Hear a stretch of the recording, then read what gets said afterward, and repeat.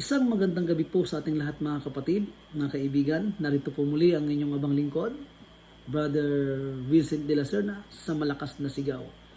Kumusta po kayo?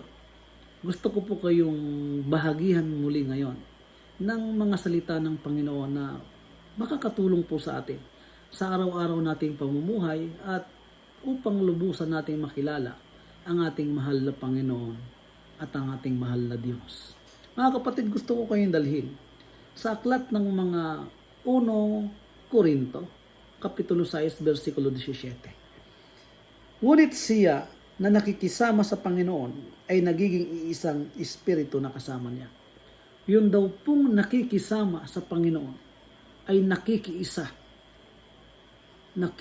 espiritu sa ating Panginoong Hesus. Alam niyo po mga kapatid, kung atin pong lubos na maintindihan yung sakripisyo ng ating Panginoong Hesus doon sa bundok ng Kalbaryo, alam niyo po wala po tayong ibang maisip kundi ang umibig at ma-inlove sa ating Panginoong Hesus.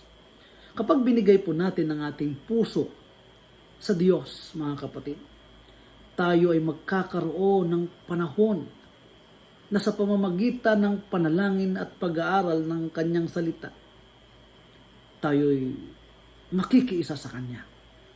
At ito po'y hindi po dahil sa napipilitan po tayo.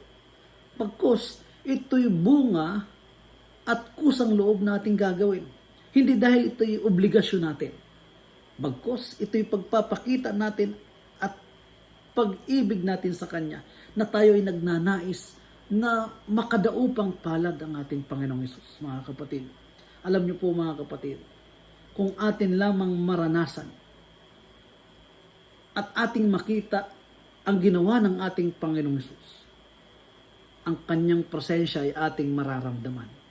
Kaya nga wala tayong ibang dapat gawin mga kapatid, kundi ating i-priority ang panahon na mapag-aralan natin ang salita ng Diyos at maibigay ang ating panahon sa mga panalangin. The more time we spend mga kapatid kay Kristo, the closer we will be to Him. Tayo ay lalong lalapit sa Kanya. Tayo ay lalong makakalapit sa Kanya. At ito yung experience mga kapatid na dapat natin maranasan.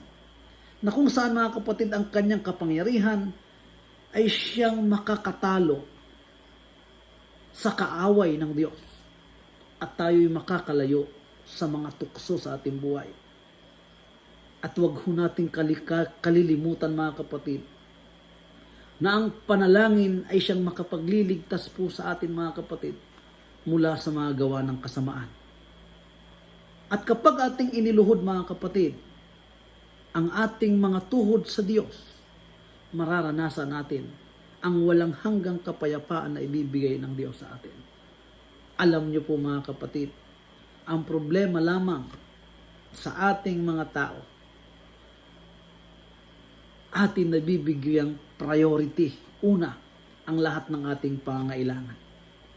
Gusto nating isolve ang ating mga suliranin sa ating sariling kaparaanan. At gusto rin nating asahan at umasa sa ating mga sarili sa lahat ng bagay. At kahit nga yung mga naglilingkod sa Diyos, mga kapatid, ay ganun din ang ginagawa. Mga kapatid, mga kaibigan, pinupuri tayo ng Diyos kapag tayo ay gumagawa ng mga mabubuting bagay at nag-i-effort po tayo. Ngunit mga kapatid, kailangan nating ibigay ang ating puso at makipagrelasyon sa Diyos, sa ating Panginoong Hesus, upang tayo makatanggap ng pagpapala at malayo sa lahat ng mga tukso at pagsubok mga kapatid, palalakasin tayo. Kausapin natin ang ating Panginoong Diyos. One-on-one po mga kapatid. Bibigyan niya tayo ng karunungan, bibigyan niya tayo ng lakas, at bibigyan niya tayo ng kapangyarihan mga kapatid, na hindi pa natin nakakamtan simula pa nung una. Mga kapatid, ito lang ang nais gawin. Dapat natin isurrender natin ang ating buhay at ating puso sa Diyos upang tayo makiisa sa ating Panginoong Hesus. Magbigay tayong panahon sa panalangin at pag-aaral ng kanyang salita. Gawin natin na siya ang unang priority sa ating buhay. And take time to pray. Magandang gabi po sa ating lahat.